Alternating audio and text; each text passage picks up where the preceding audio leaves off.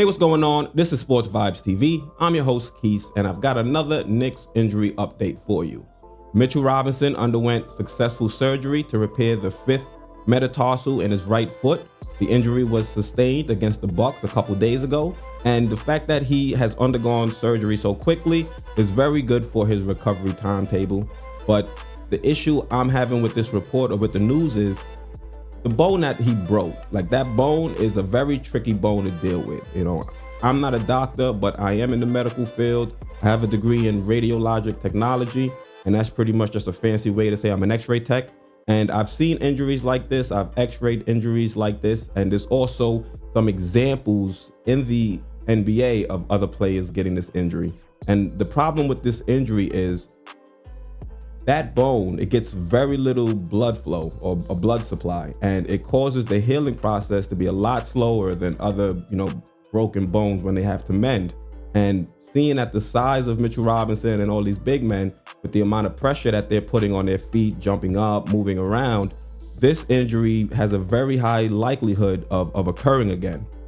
So just want to show you an actual x-ray, kind of bring you into my world just to show you why this x-ray could potentially be troublesome in the future. Now, as you can see, this right here is a foot x-ray.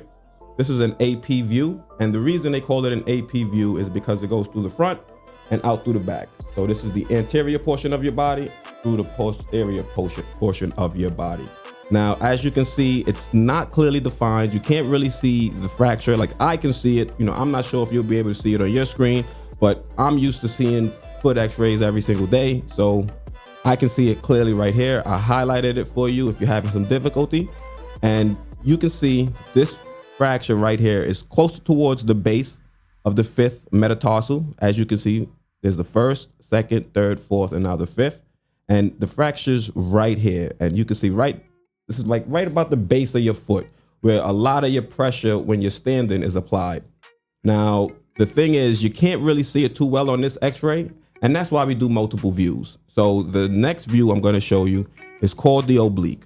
Now, the rays are still going to go through the same, pieces of your body. It's still going to go through the front, out through the back.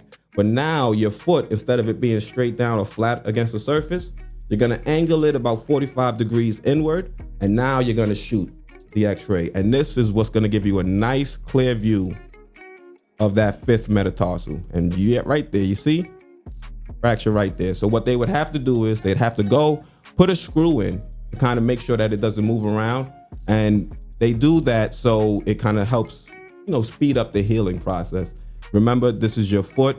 You're going to be putting pressure on it, so they're going to want you to immobilize the foot. The screw is going to help to reduce the amount of time that your foot is going to have to be immobilized. So right here you can see broad as day the actual fracture. Now, these aren't Mitchell Robinson's feet x-rays. I wouldn't have access to that information. But the reason I'm saying this is troublesome is because there are some case studies in the NBA of players that have dealt with this injury multiple times. And the biggest one would be Brook Lopez.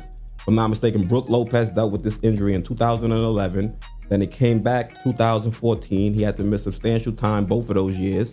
And then there was one instance where he had to, let me just jump right back into the x-ray.